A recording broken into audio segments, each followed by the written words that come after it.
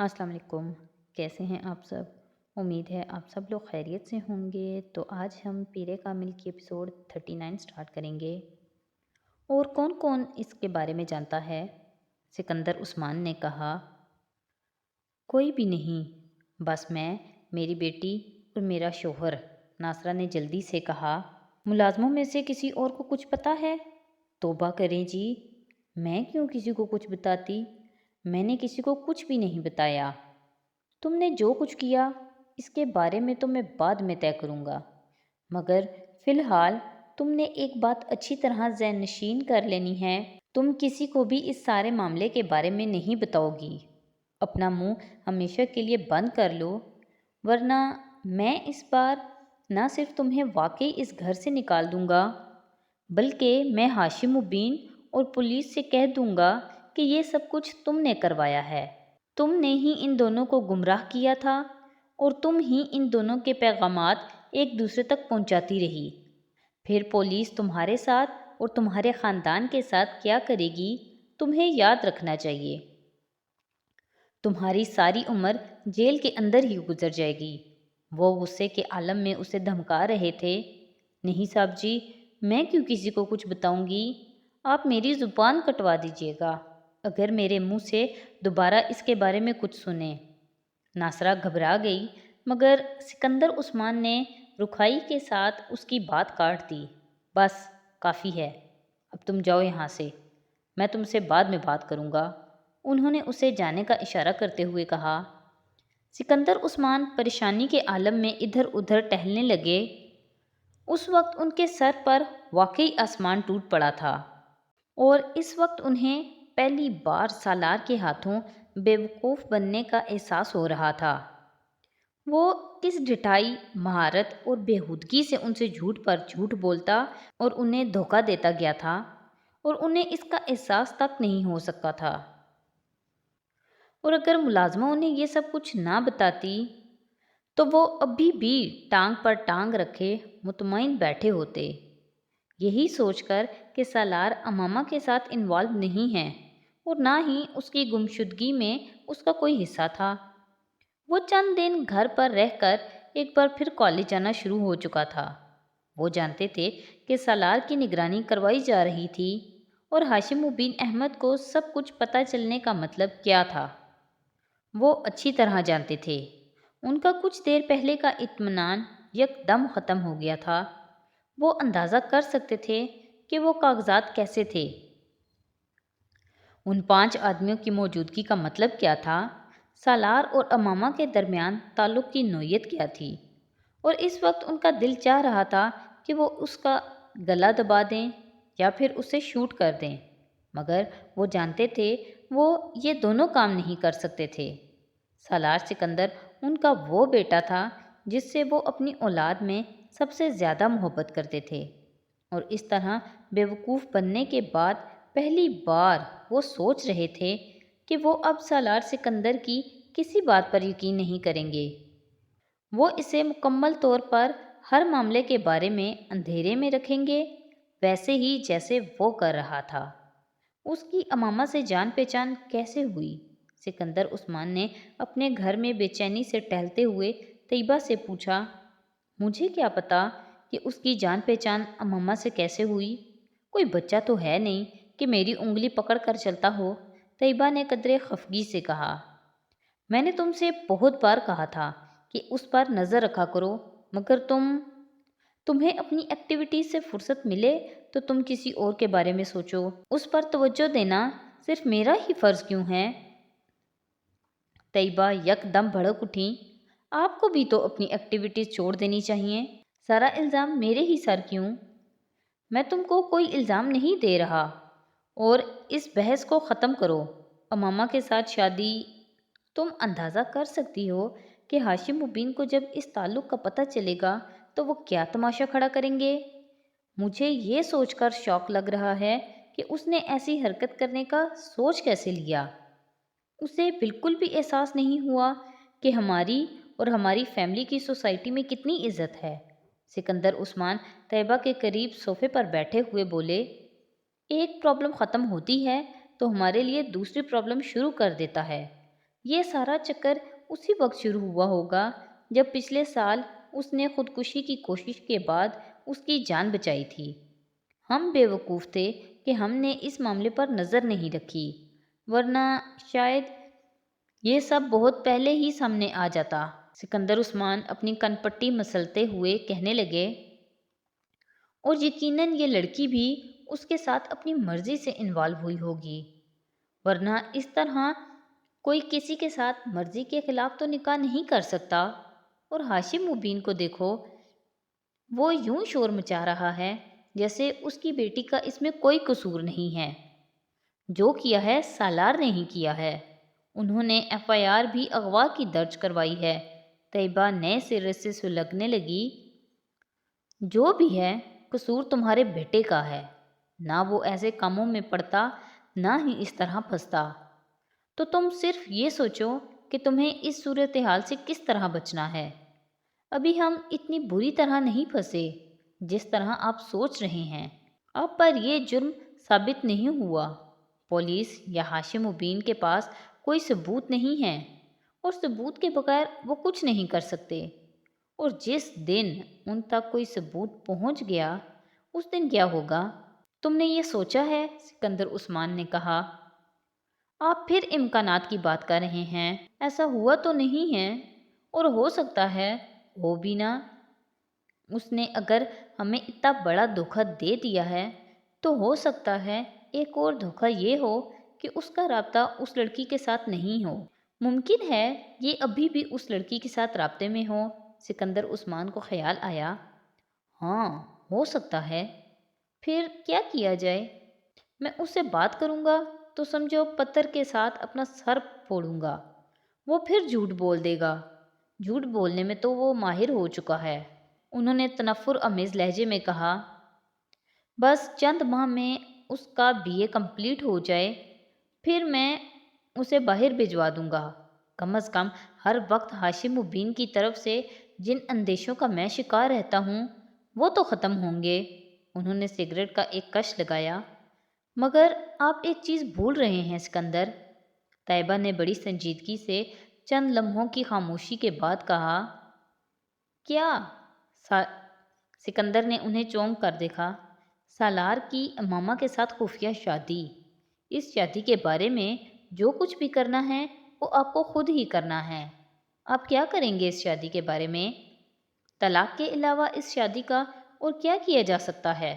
سکندر عثمان نے قطعی لہجے میں کہا، وہ شادی ماننے پر تیار نہیں ہے تو طلاق دینے پر رضامند ہو جائے گا۔ جب میں اسے ثبوت پیش کروں گا تو اسے اپنی شادی کا اعتراف کرنا ہی پڑے گا، اور اگر شادی کا اعتراف کرنے کے بعد بھی اس نے امامہ کو طلاق دینے سے انکار کر دیا تو کوئی نہ کوئی راستہ نکالنا پڑے گا، اور وہ میں نکال لوں گا، چاہے وہ اپنی مرضی سے اسے طلاق دے یا پھر مجھے زبردستی کرنا پڑے، میں یہ معاملہ ختم کر دوں گا۔ اور اس طرح کی شادی انسان کو ساری عمر خوار کرتی ہے، اس سے تو پیچھا چھڑانا ہی پڑے گا، ورنہ میں اسے اس بار مکمل طور پر اپنی جائیداد سے آگ کر دینے کا ارادہ رکھتا ہوں۔ سکندر عثمان نے دو ٹوک انداز میں کہا۔ حسن کچھ دیر پہلے اسلام آباد کے ایک ہوٹل میں تھا جب اچانک اسے اپنے والد کی کال ملی۔ وہ جلد از جلد اپنے گھر پہنچنے کے لیے کہہ رہے تھے۔ ان کا لہجہ بے حد عجیب تھا، مگر حسن نے توجہ نہیں دی۔ لیکن جب 15 منٹ بعد اپنے گھر پہنچا تو پورچ میں کھڑی سکندر عثمان کی گاڑی کھڑی دیکھ کر چوکنا ہو گیا۔ وہ سالار کے گھر کی تمام گاڑیوں اور ان کے نمبرز کو اچھی طرح پہچانتا تھا۔ سکندر انکل کو میرے اس معاملے میں انوالو ہونے کے حوالے سے کوئی ثبوت نہیں ملے ہیں، اس لیے مجھے پریشان ہونے کی ضرورت نہیں ہے۔ وہ زیادہ سے زیادہ سالار کا دوست سمجھ کر پوچھ گچھ کے لیے آئے ہوں گے۔ میں بڑے اطمینان سے ان کی باتوں کا جواب دوں گا اور کسی بھی الزام کی تردید کر دوں گا، لیکن میری پریشانی پاپا کے سامنے میری پوزیشن مشکوک کر دے گی، اس لیے انکل سکندر کو دیکھ کر مجھے کوئی رد عمل ظاہر نہیں کرنا چاہیے۔ اس نے پہلے اپنا لائے عمل طے کیا اور پھر بڑے اطمینان کے ساتھ اسٹڈی میں داخل ہو گیا۔ اس کے والد قاسم فاروقی اور سکندر عثمان کافی پی رہے تھے، لیکن ان کے چہرے کی غیر معمولی سنجیدگی اور اضطراب وہ ایک لمحے میں بھاپ گیا تھا۔ کیسے ہیں انکل سکندر آپ؟ اس بار بہت دنوں کے بعد آپ ہماری طرف آئے۔ باوجود اس کے کہ سکندر یا قاسم نے اس کی ہیلو کا جواب نہیں دیا، حسن نے بہت بے تکلفی کا مظاہرہ کیا۔ اسے اس بار بھی جواب نہیں ملا تھا۔ سکندر عثمان اسے غور سے دیکھ رہے تھے۔ بیٹھو، قاسم فاروقی نے قدرے درستی سے کہا۔ سکندر تم سے کچھ باتیں پوچھنے آیا ہے۔ تمہیں ہر بات کا ٹھیک ٹھیک جواب دینا ہے۔ اگر تم نے جھوٹ بولا تو میں سکندر عثمان سے کہہ چکا ہوں کہ وہ تمہیں پولیس کے پاس لے جائے۔ میری طرف سے تم بھاڑ میں جاؤ۔ تمہیں کسی بھی طرح بچانے کی کوشش نہیں کروں گا۔ قاسم فاروقی نے اس کے بیٹھتے ہی بلا تمہید کہا، پاپا آپ کیا کہہ رہے ہیں؟ میں آپ کی بات نہیں سمجھا۔ حسن نے حیرت کا مظاہرہ کیا، مگر اس کا دل دھڑکنے لگا تھا۔ معاملہ اتنا سیدھا نہیں تھا جتنا اس نے سمجھ لیا تھا۔ اوور سمارٹ بننے کی کوشش مت کرو۔ سکندر پوچھو اس سے کیا پوچھنا چاہتے ہو، اور میں دیکھتا ہوں یہ کیسے جھوٹ بولتا ہے۔ امامہ کے ساتھ سالار کی شادی میں شرکت کی ہے تم نے؟ انکل آپ کیا بات کر رہے ہیں؟ کون سی شادی؟ کیسی شادی؟ حسن نے مزید حیرت کا مظاہرہ کیا۔ وہی شادی جو میری عدم موجودگی میں میرے گھر پر ہوئی، جس کے لیے امامہ کو پیپرز بھجوائے گئے تھے۔ پلیز انکل، آپ مجھ پر الزام لگا رہے ہیں۔ آپ کے گھر میں ضرور آتا جاتا رہتا ہوں، مگر مجھے سالار کی کسی شادی کے بارے میں کچھ پتہ نہیں ہے، اور نہ ہی میری معلومات کے مطابق اس نے شادی کی ہے۔ مجھے تو اس لڑکی کا بھی نہیں پتہ ہے جس کا آپ نام لے رہے ہیں۔ ہو سکتا ہے سالار کی کسی لڑکی کے ساتھ انوالومنٹ ہو، مگر میں اس کے بارے میں نہیں جانتا۔ وہ ہر بات مجھے نہیں بتاتا۔ سکندر عثمان اور قاسم فاروقی خاموشی سے اس کی بات سنتے رہے۔ وہ خاموش ہوا تو سکندر عثمان نے اپنے سامنے پڑا ہوا ایک لفافہ اٹھایا اور اس میں موجود چند کاغذ نکال کر اس کے سامنے رکھ دیے۔ حسن کا رنگ پہلی بار اترا۔ وہ امامہ اور سالار کا نکاح نامہ تھا۔ اس پر دیکھو، تمہارے ہی سگنیچر ہے نا؟ سکندر نے سرد لہجے میں پوچھا۔ اگر یہ سوال انہوں نے قاسم فاروقی کے سامنے نہ کیا ہوتا تو وہ ان دستخط کو اپنے دستخط ماننے سے انکار کر دیتا، مگر اس وقت وہ ایسا نہیں کر سکتا تھا۔ یہ میرے سگنیچر ہیں، مگر میں نے نہیں کیے، اس نے ہکلاتے ہوئے کہا۔ پھر کس نے کیے ہیں؟ تمہارے فرشتوں نے یا سالار نے؟ قاسم فاروقی نے طنزیہ لہجے میں کہا۔ حسن کچھ بول نہیں سکا۔ وہ حواس باختہ سا باری باری انہیں دیکھنے لگا۔ اس کے وہم و گمان میں بھی نہیں تھا کہ سکندر عثمان اس طرح اس کے سامنے وہ نکاح نامہ نکال کر رکھ دیں گے۔ وہ یہ بھی نہیں جانتا تھا کہ انہوں نے وہ نکاح نامہ کہاں سے حاصل کیا تھا، سالار سے، یا پھر اس کی ساری عقل مندی اور چالاکی دھری کی دھری رہ گئی تھی۔ تم یہ نہیں مانو گے کہ سالار کا امامہ کے ساتھ نکاح تمہاری موجودگی میں ہوا ہے، قاسم فاروقی نے اکھڑے ہوئے لہجے میں اس سے کہا۔ پاپا، اس میں میرا کوئی قصور نہیں ہے۔ یہ سب سالار کی ضد پر ہوا تھا۔ اس نے مجھے مجبور کیا تھا۔ حسن نے یک دم سب کچھ بتانے کا فیصلہ کر لیا تھا۔ کچھ بھی چھپانے کا اب کوئی فائدہ نہیں تھا۔ وہ جھوٹ بولتا تو اپنی پوزیشن اور خراب کرتا۔ میں نے اسے بہت سمجھایا تھا، مگر قاسم فاروقی نے اس کی بات کاٹ دی۔ اس وقت تمہیں یہاں صفائیاں اور وضاحتیں پیش کرنے کے لیے نہیں بلایا۔ تم مجھے صرف یہ بتاؤ کہ اس لڑکی کو اس نے کہاں رکھا ہوا ہے۔ پاپا، مجھے اس کے بارے میں کچھ پتہ نہیں ہے، حسن نے تیزی سے کہا۔ تم پھر جھوٹ بول رہے ہو۔ آئی سویئر پاپا، مجھے واقعی کچھ نہیں پتہ ہے۔ وہ اسے لاہور چھوڑ آیا تھا۔ یہ جھوٹ تم کسی اور سے بولنا، مجھے صرف سچ بتاؤ، قاسم فاروقی نے ایک بار پھر اسی تند و تیز لہجے میں اس سے کہا۔ میں جھوٹ نہیں بول رہا پاپا، حسن نے احتجاج کیا۔ لاہور کہاں چھوڑ آیا تھا؟ کسی سڑک پر۔ اس نے کہا تھا وہ خود چلی جائے گی۔ تم مجھے یا سکندر کو بیوقوف سمجھ رہے ہو؟ اس نے اس لڑکی سے شادی کی اور پھر اسے ایک سڑک پر چھوڑ دیا۔ بیوقوف مت بناؤ ہمیں، قاسم فاروقی بھڑک اٹھے۔ میں سچ کہہ رہا ہوں پاپا، اس نے کم از کم مجھ سے تو یہی کہا تھا۔ وہ اس لڑکی کو سڑک پر چھوڑ آیا تھا۔ تم نے اس سے پوچھا نہیں کہ پھر اس نے اس لڑکی کے ساتھ شادی کیوں کی؟ اگر اسے یہی کرنا تھا پاپا، اس نے یہ شادی اس لڑکی کی مدد کے لیے کی تھی۔ اس کے گھر والے زبردستی اس کی شادی کسی لڑکے سے کرنا چاہتے تھے، وہ نہیں کرنا چاہتی تھی۔ اس نے سالار سے رابطہ کیا اور مدد مانگی، اور سالار اس کی مدد پر تیار ہو گیا۔ وہ صرف یہ چاہتی تھی کہ سالار وقتی طور پر اس سے نکاح کر لے، تاکہ اگر اس کے والدین زبردستی اس کی شادی کرنا چاہیں تو وہ اس کا نکاح بتا کر روک سکیں۔ حسن اب سچائی پر پردہ نہیں ڈال سکتا تھا۔ اس نے پوری بات بتانے کا فیصلہ کیا، اور اگر ضرورت پڑے تو بیلف کے ذریعے اس کو رہائی دلوائی جا سکے۔ مگر یہ کوئی محبت وغیرہ کی شادی نہیں تھی۔ وہ لڑکی ویسے بھی کسی اور لڑکے کو پسند کرتی تھی۔ آپ اس نکاح نامے کو دیکھیں تو اس میں بھی اس نے طلاق کا حق پہلے ہی لیا ہے، تاکہ ضرورت پڑنے پر وہ سالار سے رابطہ کیے بغیر ہی طلاق حاصل کر لے۔ بس یا کچھ اور؟ قاسم فاروقی نے اس سے کہا۔ حسن کچھ نہیں بولا، خاموشی سے انہیں دیکھتا رہا۔ میں قطعاً تمہاری کسی بات پر یقین کرنے کو تیار نہیں ہوں۔ تم نے بہت اچھی کہانی بنائی ہے، مگر میں کوئی بچہ نہیں ہوں کہ اس کہانی پر یقین کر لوں۔ تمہیں اب امامہ تک پہنچنے میں سکندر کی مدد کرنی ہے، قاسم فاروقی نے قطعی لہجے میں کہا۔ پاپا، یہ میں کیسے کر سکتا ہوں؟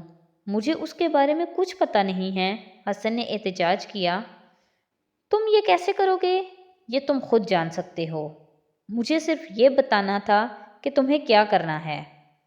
پاپا پلیز، آپ مجھ پر یقین کریں، میں امامہ کے بارے میں کچھ نہیں جانتا۔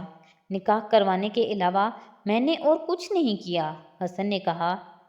تم اس کے اتنے قریب ہو کہ اپنی خفیہ شادی میں وہ تمہیں گواہ کے طور پہ لے رہا ہے، مگر تمہیں یہ نہیں پتا کہ اس کی بیوی گھر سے بھاگنے کے بعد اب کہاں ہے۔ میں یہ ماننے پر تیار ہی نہیں ہوں حسن، کسی صورت میں بھی نہیں، قاسم فاروقی نے دو ٹوک انداز میں کہا۔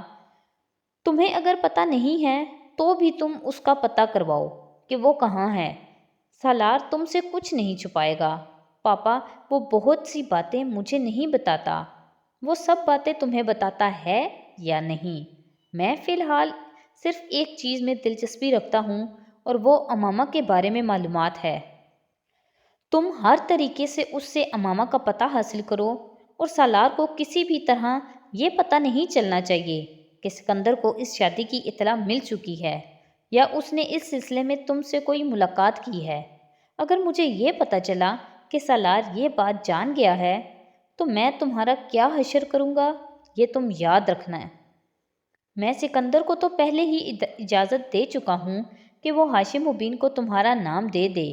اس کے بعد ہاشم مبین تمہارے ساتھ پولیس کے ذریعے نپٹے یا کسی اور طریقے سے، میں بالکل پرواہ نہیں کروں گا۔ اب تم یہ طے کر لو کہ تم نے سالار کے ساتھ دوستی نبھانی ہے یا پھر اس گھر میں رہنا ہے، قاسم فاروقی نے قطعیت سے کہا۔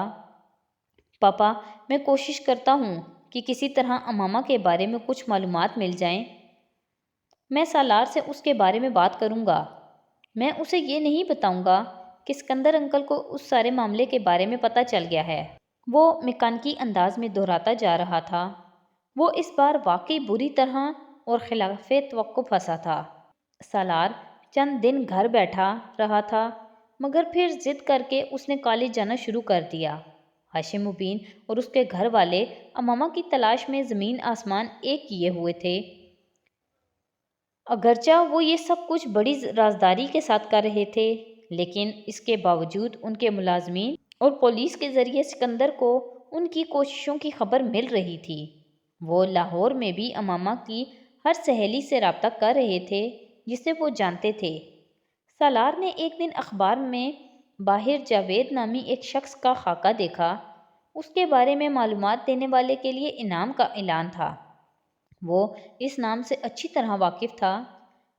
یہی وہ فرضی نام تھا جو حسن نے وکیل کو امامہ کے شوہر کا دیا تھا، اور وہ اشتہار یقیناً امامہ کے گھر والوں کی طرف سے تھا۔ حالانکہ نیچے دیا گیا نمبر امامہ کے گھر والوں کا نہیں تھا، وہ اندازہ کر سکتا تھا کہ پولیس اس وکیل کے پاس پہنچ گئی ہوگی اور اس کے بعد اس وکیل نے اس آدمی کے کوائف انہیں بتائے ہوں گے۔ اب یہ حقیقت صرف وہ وکیل، حسن اور خود وہ جانتا تھا کہ بابر جاوید سرے سے کوئی وجود نہیں رکھتا، مگر وہ مطمئن ہو گیا تھا۔ وہ ہاشم مبین کے گھر والوں کو کسی حد تک بھٹکانے میں کامیاب رہا تھا۔ اس پورے عرصے کے دوران سالار امامہ کی کال کا منتظر رہا۔ اس نے کئی بار امامہ کو اس کے موبائل پر کال بھی کیا، مگر اسے موبائل آف ملتا۔ اسے یہ تجسس ہو رہا تھا کہ وہ کہاں تھی۔ اس تجسس کو ہوا دینے میں کچھ ہاتھ حسن کا بھی تھا، جو بار بار اس سے امامہ کے بارے میں پوچھتا رہتا تھا۔ تو آج کے ایپیسوڈ یہیں پہ ختم کرتے ہیں۔ نیکسٹ ایپیسوڈ کے ساتھ کل پھر حاضر ہوں گے۔ تو اگر آپ کو میری ویڈیوز اچھی لگ رہی ہیں تو پلیز میری ویڈیوز کو لائک کریں، میرے چینل کو سبسکرائب کریں اور اپنے فیملی اور فرینڈ کے ساتھ شیئر کریں۔ بہت شکریہ۔